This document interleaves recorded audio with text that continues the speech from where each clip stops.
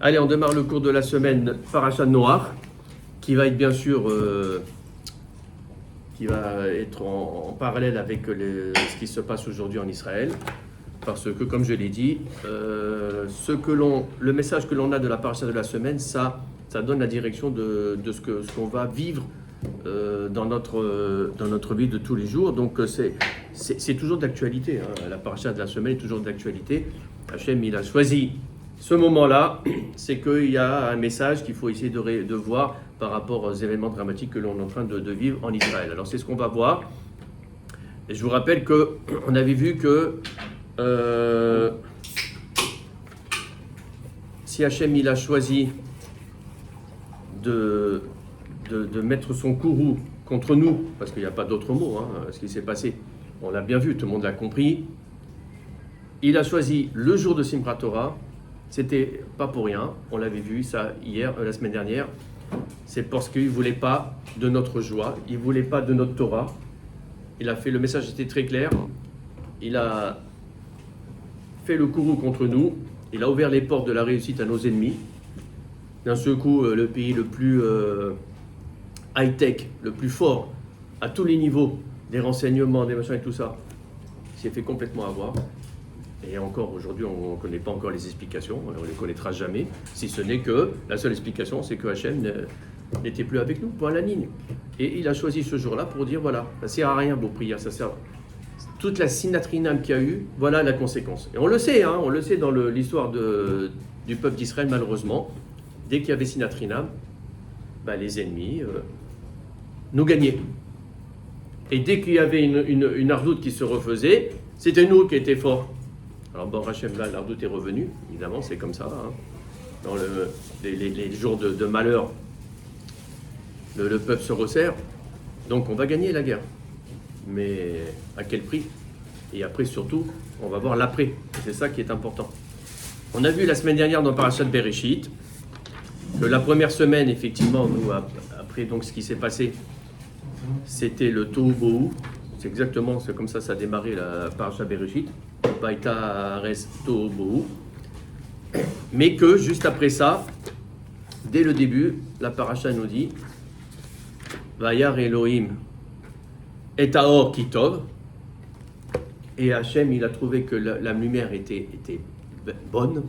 La lumière qu'il a créée le premier jour, on avait vu que c'était la lumière du Mashiach. C'est pas la lumière pour éclairer le monde. Ça, c'est les ménorotes, c'est les luminaires. Le soleil, la lune, et les étoiles, etc. La lumière qui a été créée le premier jour, c'est la lumière de la vérité. La lumière où tu vois toute la vérité. Cette lumière, elle a existé jusqu'à Motzei Shabbat, de la semaine de la création. Et après, Hachem, il l'a enlevé parce que Adam avait fauté et on ne méritait pas cette lumière. Il reviendra, si Dieu veut, quand tu auras Mashiach, c'est-à-dire bientôt. Alors maintenant, quel est l'enseignement de cette paracha de Noach? Bon, on sait que Noach, c'est le Maboul. C'est la paracha du Maboul. Donc évidemment, on voit tout de suite le lien qu'il y a avec ce qui se passe aujourd'hui. D'autant plus que, dès le début, c'est marqué Vatimale Ares Hamas. Oui, on n'a pas fait exprès. Tous les ans, n'importe comment, on parle de ça. Mais là, franchement, on est en plein dedans. Et la terre était remplie de violence. Hamas, ça veut dire violence. Ça veut dire que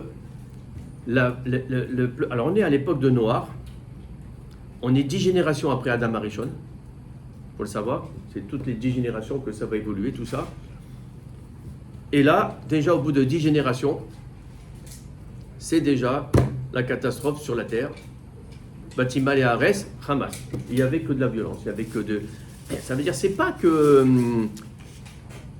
Ce que n'a pas aimé Hachem, c'est ce mensonge qu'il y avait tout le temps entre nous et cette violence qu'il y avait et qu'il n'y avait plus de règles. Il n'y avait plus de règles. C'est-à-dire quoi? C'est-à-dire que il faut savoir qu'avant le Maboul, il y avait des règles. On va voir qu'il y avait un monde avant le déluge et un monde après le déluge. C'est pas du tout le même monde, c'est deux mondes différents à tous les niveaux, au niveau du fonctionnement, au niveau des astres, au niveau des saisons. Il n'y avait pas de saison avant, il n'y en avait qu'une, et après il y a eu les 4 saisons, etc. Tout a été complètement modifié par la volonté d'Hachem. Parce qu'il s'est rendu compte d'une chose, que, en fait, l'équilibre qu'il avait mis en place, parce que c'était parfait, hein, le monde comme il était avant le Maboul, il était parfait. Le monde qui a été créé quand Adam Arishon a été créé, il était parfait. Température, toujours la même. Pas de saison. Quand tu semais, c'était pour 33 ans. La terre était robuste. Les pluies, c'était des grosses pluies. Les hommes étaient robustes. Les hommes, ils vivaient combien? On l'a vu à la fin de la paracha de la semaine dernière. Mathusalem, 967 ans. C'était celui-là qui a vécu le plus. Mais sinon, tous, ils ont vécu 930 ans, c'était Adam Arishon, etc. Plus de 900 ans, c'était des Gibourim. Les hommes étaient forts. La terre, elle était forte. Tout était... Trop parfait, en fait. Trop parfait dans le sens où cette force que tout le monde avait, les animaux et tout ça, a créé une conséquence. Et c'est quoi la conséquence, à votre avis? Nahon, le manque de Emouna, l'éloignement d'Hachem. Et c'est le problème. Quand on a trop de force, quand on se sent trop robuste, et c'est tout le monde, hein, qui est fautif, parce que d'ailleurs c'est marqué Batimale Ares, Hamas. C'est marqué que la terre aussi, elle était, la Dama, même en parlant de la Dama, elle aussi, elle a été punie. D'ailleurs, le déluge a puni la terre, que la terre a été noyée par le déluge. La terre aussi, elle a fauté. Tout le monde a fauté. Les hommes, les animaux, on était trop sûrs de soi. La gava. Toujours le même problème. La gava. Toujours la même chose. Alors, qu'est-ce qui se passait? Il y avait 4 éléments. Il y a toujours 4 éléments, d'ailleurs. Ça n'a pas changé. Sauf la différence, c'est que les rapports entre les éléments a changé, avant et après le déluge. Les 4 éléments sont le minéral, le végétal, l'animal, et après, l'être humain. Qu'est-ce qui caractérise le minéral? C'est son inertie. On sait bien tout ce qui est minéral, ça ne bouge pas, c'est inerte. Il y a une petite vitalité, hein, quand même, attention, bien sûr, ça existe, hein, la vitalité, elle est partout, hein, la vitalité, elle est dans une chaise, dans le machin, Hachem, il donne la vitalité dans tout. Mais ce qui caractérise le minéral, c'est l'inertie. Ce qui caractérise le végétal, c'est que justement, lui, il va se développer, le végétal. Le végétal, il a une vocation à se développer, à grandir. Que ce soit au niveau de la terre, au niveau des arbres, au niveau de trucs, tout ça, c'est ce qui caractérise le végétal. Ce qui caractérise l'animal, l'élément animal, ça va être sa vitalité interne, qui fait qu'il va pouvoir bouger, contrairement effectivement au végétal qui ne bouge pas, qui va évoluer, qui grandit, tout ce que tu veux, qui pousse, mais qui ne bouge pas. L'animal, lui, il bouge. Et ce qui va caractériser l'homme par rapport à l'animal, c'est quoi? La parole. Chacun, vous voyez, il a un raffinement. Et il se raffine. Et après, au-dessus même, on peut rajouter, après, vous avez l'homme, vous avez après le juif, qui lui aussi, il y a un raffinement supérieur par sa neshama. Eh bien, il faut savoir qu'avant le Maboul, l'ordre était respecté. C'est-à-dire que le minéral, il existait pour le végétal. Comme le végétal est au-dessus du minéral, donc le minéral existait pour le végétal. C'est-à-dire le végétal se nourrissait du minéral. D'accord?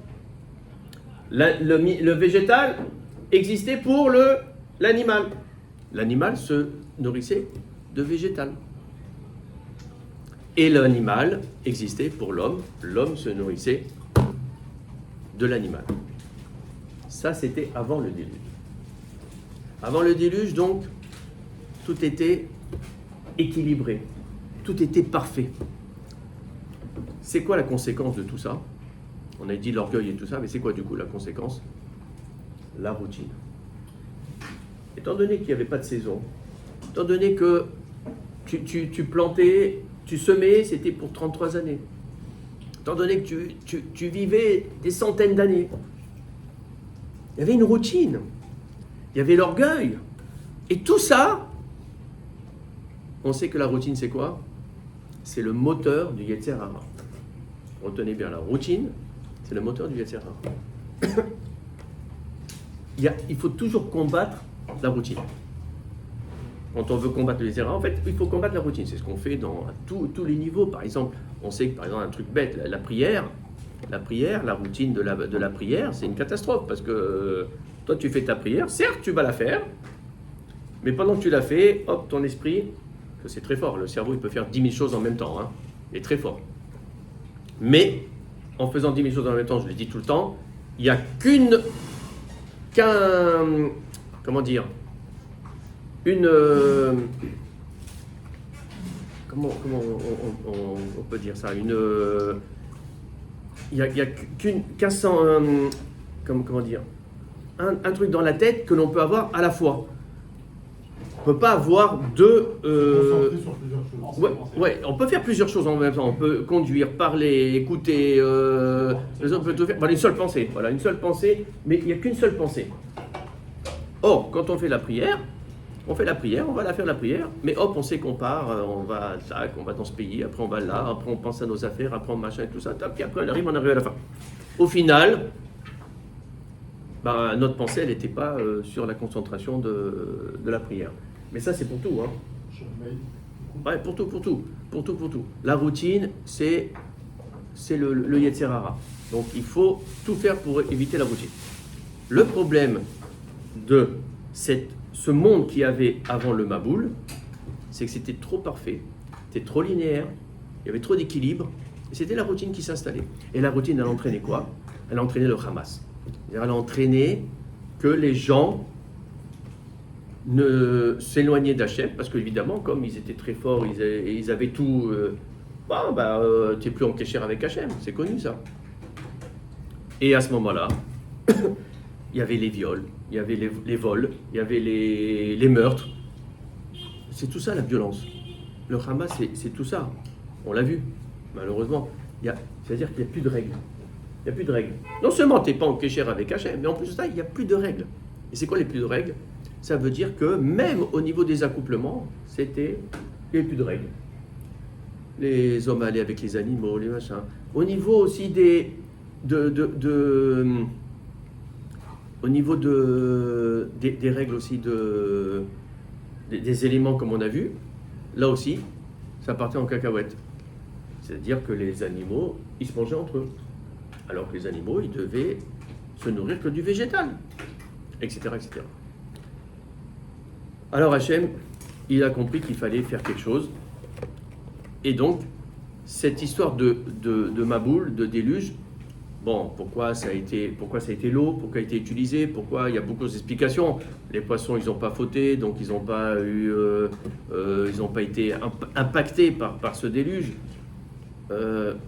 L'eau, c'est comme le mikvé, ça a nettoyé, etc. Toujours est-il qu'il fallait tout éliminer. Donc le message là que nous dit Hachem, là, il est évident. Il faut éliminer le Hamas, la violence qu'il y a, il faut l'éliminer. Voilà le message que l'on a par rapport aux actualités d'aujourd'hui.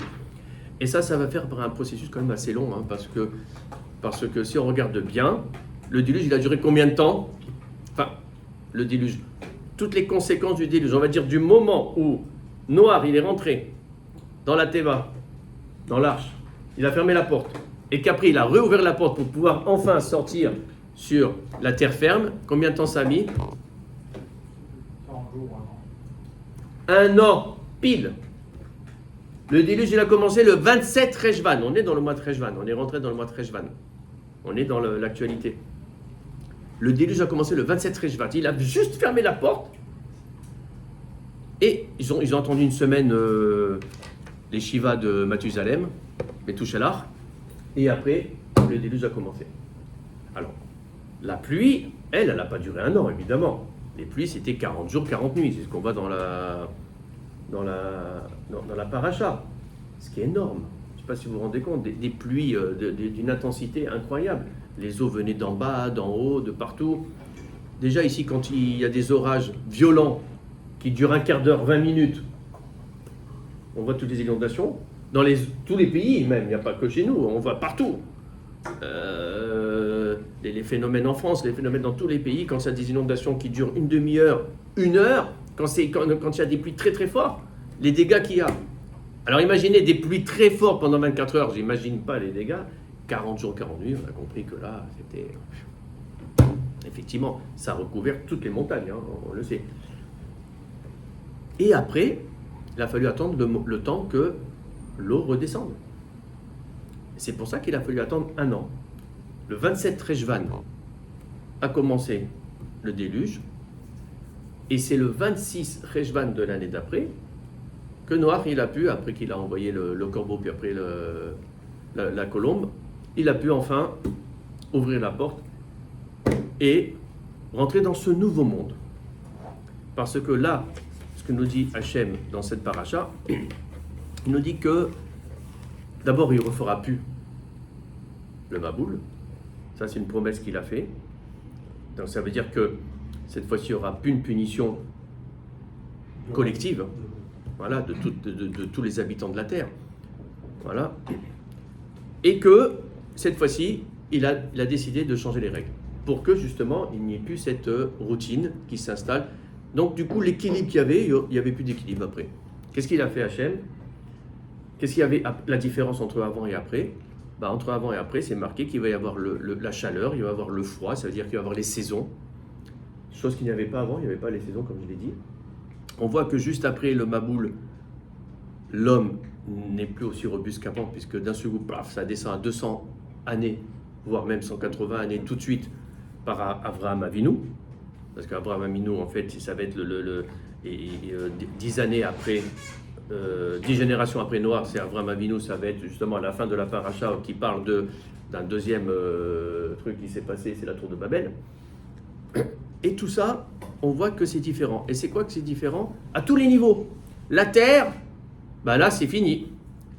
On va semer, on va récolter dans l'année. Et tous les ans, il faudra recommencer. Pas comme avant 33 ans.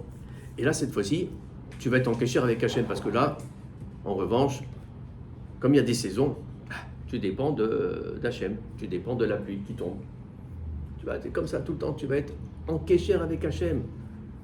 Le juif et Adam Arishon, le premier, ce sont des agriculteurs à la base. Le juif, c'est un agriculteur à la base. Toutes les lois de l'agriculture, vous ne pouvez pas savoir, c'est énorme tout ce qu'il y a.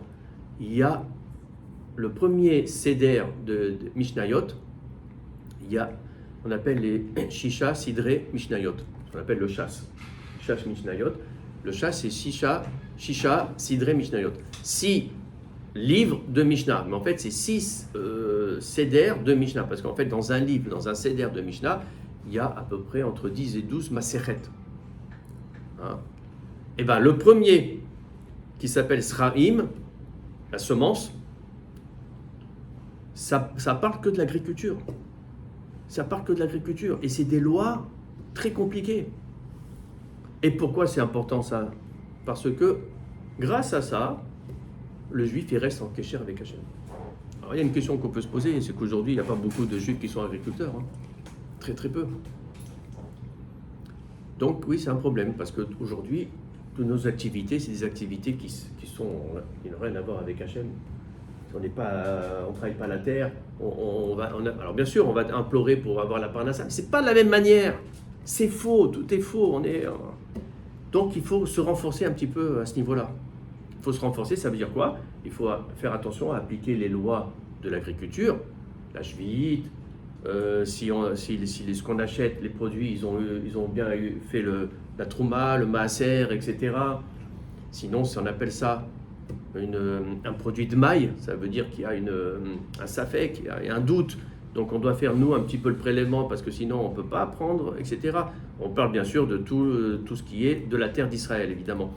Bon, enfin bref, on ne va pas rentrer dans ça, mais après le Maboul, tout a changé. l'homme est devenu plus fragile, la terre est devenue plus fragile, la pluie n'est plus la même. La pluie, c'était des grosses crousses, pas des grosses gouttes, c'était des gros machins. La terre supportait ça, l'homme supportait ça. Après le Maboul, c'est assez raffiné, tout c'est raffiné d'ailleurs, hein. Mais comme tout ce qui devient plus raffiné devient plus fragile. C'est pour ça que l'homme est devenu plus fragile, la terre est devenue plus fragile. Alors la pluie est devenue raffinée, c'est-à-dire quoi? Ça veut dire que là, au lieu que ce soit des gros morceaux des blocs d'eau qui tombaient, qui donnaient, voilà, là ça s'est raffiné, c'est des petites gouttelettes, des milliards de gouttelettes. Vous savez que c'est dans Maseret Ta'anit, on en parle. C'est un vrai NES, c'est un vrai miracle. Cette pluie qui tombe à chaque fois, comment les gouttelettes elles sont équidistantes les unes des autres de la même distance et qu'elles sont identiques. On dit ressemblent comme deux gouttes d'eau. C'est parce que, mais encore, on ne voit même pas, nous, les gouttes, on ne sait même pas comment elles sont, mais on suppose, parce qu'on sait qu'elles sont exactement les mêmes, elles ont le même poids, la même super. Les gouttelettes, elles se ressemblent exactement, elles sont très très fines, etc. Et c'est cette nouvelle pluie qu'il y a eu après le déluge qu'il n'y avait pas avant, elle est plus raffinée et elle correspond à la nouvelle terre qui est plus fragile. Donc ça permet effectivement de donner la pluie d'une manière un peu plus douce. Et c'est la raison pour laquelle apparaît l'arc-en-ciel. On parle du Keshet Hanan dans la paracha. Justement, après le déluge, Hachem il promet qu'il n'y aura plus le Maboul. Et qu'est-ce qu'il dit? Il dit, pour preuve, je te donne l'alliance de l'arc-en-ciel. Quand tu auras des fortes pluies qui tomberont, si tu vois l'arc-en-ciel, ça veut dire que t'inquiète pas, c'est pas le déluge. C'est pas le Maboul qu'il y avait avant, c'est pas. Pourquoi? La question se pose, c'est est-ce que l'arc-en-ciel existait avant le Maboul? Oui, il existait avant le Maboul, l'arc-en-ciel. Simplement, l'homme ne pouvait pas le voir. Pourquoi? Parce qu'il n'y avait pas ces fameuses gouttelettes très très fines qui font le prisme. On sait que l'arc-en-ciel, c'est le prisme, hein, n'est-ce pas? Et s'il est en arc, c'est parce que la Terre, elle est ronde. Donc nous, la vision qu'on en a, c'est comme ça. L'horizon, d'ailleurs, l'horizon qu'on voyait, l'horizon de la mer, ça fait un cercle, parce que la Terre est ronde. C'est là comme ça qu'on voit que la Terre est ronde. Et bien l'arc-en-ciel, c'est exactement la même chose. Et maintenant, ces couleurs-là qu'il y a du rouge jusqu'au violet, c'est par rapport au prisme du rayon qui rentre dans les gouttelettes. Sauf qu'avant, le Maboul, c'était pas des gouttelettes. Je vous ai dit, c'était des énormes blocs d'eau qui tombaient. Donc, le prisme ne se faisait pas. Ou plutôt se faisait, mais l'œil ne percevait pas l'arc-en-ciel, parce que c'était pas raffiné. Donc l'arc-en-ciel existait toujours. Simplement, alors c'est quoi là maintenant? Hachem, il nous dit très clairement, tant que vous voyez l'arc-en-ciel, ça veut dire que vous aurez toujours que des pluies fines. Le jour où il pleut, très très fort, de manière anormale, et qu'il n'y a pas d'arc-en-ciel, avec un peu de soleil bien sûr à côté, mais qu'il n'y a pas d'arc-en-ciel que l'on voit, là ça veut dire que c'est plus des pluies fines. Ça veut dire qu'on revient avant le Maboul, ce qui n'est pas possible parce que Hachem il a promis que ce ne sera jamais comme ça. Donc voilà, vous voyez que tout a changé. Quel est le message par rapport à ce que l'on vit aujourd'hui? Ben voilà, le monde il va changer.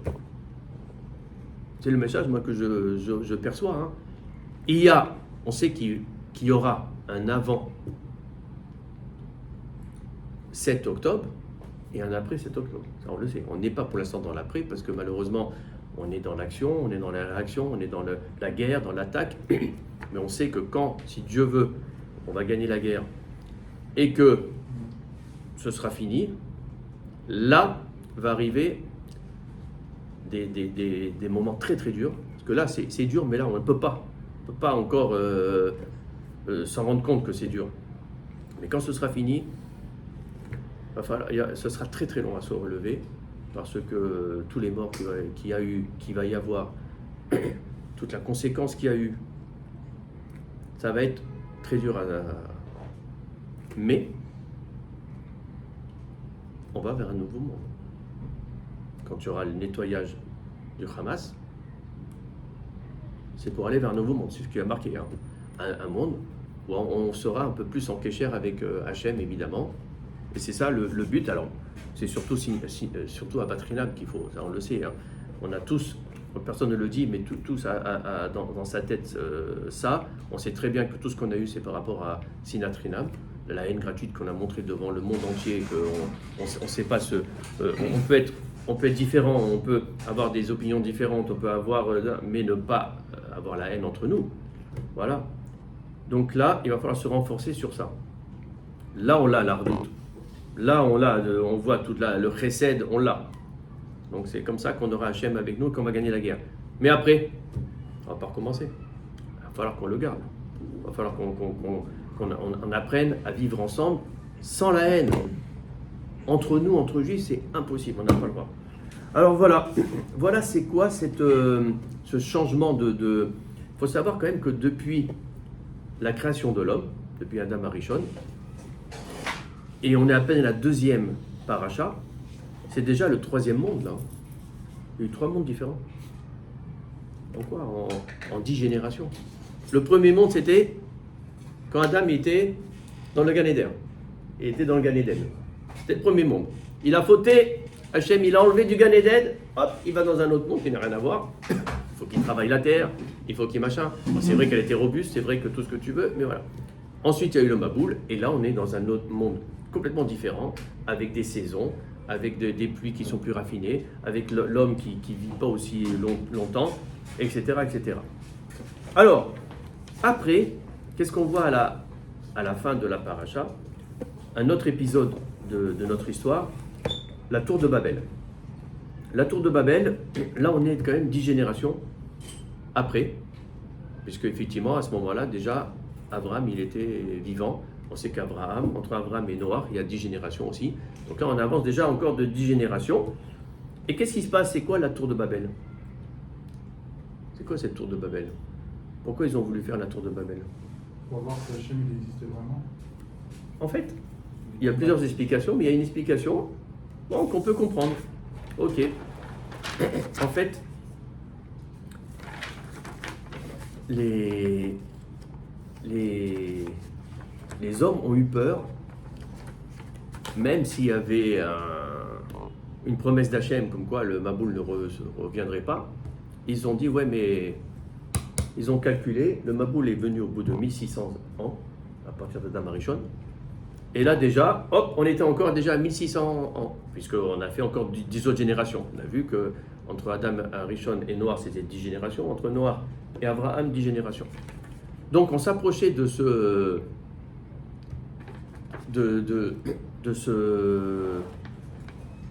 ça, et alors ils ont eu peur, ils ont dit peut-être que le Maboul il va revenir. Donc ça veut dire qu'ils se sont dit c'est un phénomène cyclique naturel, le Maboul. Attends, comment tu peux penser comme ça? C'est pas un phénomène cyclique naturel, c'est la volonté d'Hachem. Alors c'est reparti. L'homme, encore une fois, il n'a pas compris. Il n'a pas vu que c'était la main d'Hachem. Et il croit que c'est quelque chose de naturel. Qu'est-ce qu'il fait? Alors il fait cette tour. Au cas où il y a encore un déluge, au moins on s'habite, on peut aller très très haut et on sera... En fait, c'est quoi qu'ils ont voulu faire? C'est marqué... c'est marqué... dans le 11... Voilà. C'est marqué Vayomeru Ish El Reu, Ava Nil Bena Levenim. L'un à l'autre, ils se sont dit, venez, on va construire avec des briques, avec des pierres, on va construire quelque chose. Alors, les commentateurs se sont beaucoup penchés sur ce qui s'est passé. C'est vrai qu'il y a quand même une différence par rapport à ce qu'il y avait avant le Maboul. Avant le Maboul, c'était l'anarchie, ils se tuaient, ils se mentaient, ils se truquent. Bon. Là, quand même, ils s'unissent. Il y a une union. C'est quand même bien, a priori. D'accord ? Il y a une union. Ils s'unissent et ils vont faire quelque chose ensemble. Sauf que, ce qu'ils vont faire, le but c'était, ils sont unis pour améliorer. Et le but, c'était quoi? D'améliorer quoi? Pour faire améliorer dans le sens de progrès politique et pour une prospérité uniquement basée sur des critères matériels. Et c'est pour ça que Hachem, la Torah, elle parle de briques. Parce qu'on se dit, bon, pourquoi on a besoin de parler de briques? On sait que pour construire quelque chose, il faut des briques, il faut des machins. Pourquoi la Torah, elle a voulu bien mentionner que l'homme, il a utilisé des briques. Les briques, c'est quoi? C'est le matériel. Ça veut dire quoi? Ça veut dire que les hommes se sont unis pour un idéal purement matériel. Encore une fois, on s'est éloigné d'Hachem. On n'avançait pas spirituellement. Il n'y a rien à faire. On n'avançait pas spirituellement. C'est exactement ce qui s'est passé aussi avant le Maboul. Avant le Maboul, on s'est éloigné d'Hachem. Et toujours la même chose. Et là, au lieu d'avancer spirituellement, c'était le contraire. On faisait que des choses horribles. Un personnage a fait cette évolution spirituelle, et c'est Abraham. On va finir sur ça. Abraham, il avait quel âge quand il y a eu la tour de Babel? 48 ans. 48 ans, de toute façon, il n'a pas vécu longtemps, lui, Abraham. Il a vécu 170 ans, 180. Hein? 175. 48 ans. Il avait déjà 48 ans quand il y a eu la tour de Babel. Et si vous regardez bien, tous se sont unis dans ce projet-là. Ils ont tous été d'accord, ils ont tous dit que c'était vraiment très très bien. Sauf lui. On sait qu'Abraham, il était le seul. Le seul. C'est ça qu'on appelle ivri. C'est celui-là qui a traversé. Ouais, ivri, ça veut dire qu'il est, il est passé et c'est le seul qui a fait ça. Et en fait, contrairement à tous ses contemporains, qui étaient marqués par la folie de tout ce qu'il faisait au niveau matériel, lui, il a compris qu'il fallait avancer d'une manière spirituelle. Il avait beau leur dire, mais qu'est-ce que vous faites? C'est du n'importe quoi, vous ne voyez pas que c'est qu'il y a un bon Dieu et c'est lui qui est à l'origine de ça. Qu'est-ce que vous croyez? Vous croyez que c'est un phénomène naturel ce qui s'est passé? On sait bien que quand il y a un miracle, on pense toujours ceux qui ne sont pas croyants, etc., ils vont toujours prouver que c'est naturel. Et lui, effectivement, c'était tout le contraire. Et c'est là la différence par rapport à tous les autres. Abraham, c'est que lui, il a refusé de s'inclure à la majorité, plus que la majorité, la totalité des gens qui allaient dans cette voie-là. Il a compris que ce n'était pas la bonne voie. C'est lui qui a refusé de se prosterner devant les idoles de Nimrod. C'est lui qui a rejeté ces fameuses briques. C'était le seul qui ne participait pas à la construction de la tour de Babel. Il a compris que c'était du mensonge, de l'arrogance, encore une fois de la gava, et que c'était juste le culte de la matière et de la satisfaction de soi-même. Donc voilà, on finit cette paracha encore avec des problèmes, toujours d'arrogance, toujours de gava, toujours la même chose, toujours l'éloignement d'Hachem, toujours on croit que c'est un phénomène naturel, on ne voit pas la main d'Hachem. C'est là où il faut qu'on se renforce. C'est là où il faut qu'on travaille. Voilà, tout le monde a compris là. On le voit, tout le monde a compris, tout le monde est à ses yeux vers le ciel, tout le monde a compris. Tous les grands généraux, tous les diplomates, tout le monde. Mais c'est après qu'il faudra continuer à comprendre. C'est après qu'il faut comprendre, c'est après. Donc, bon, déjà, que nos soldats ils aient la réussite d'Hachem.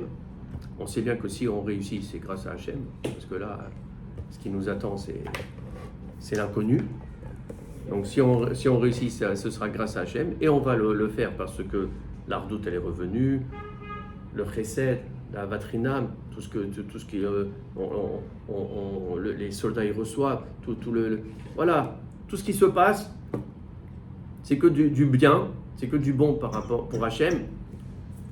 Bon, alors Hachem, il a vu qu'on fait tchouva.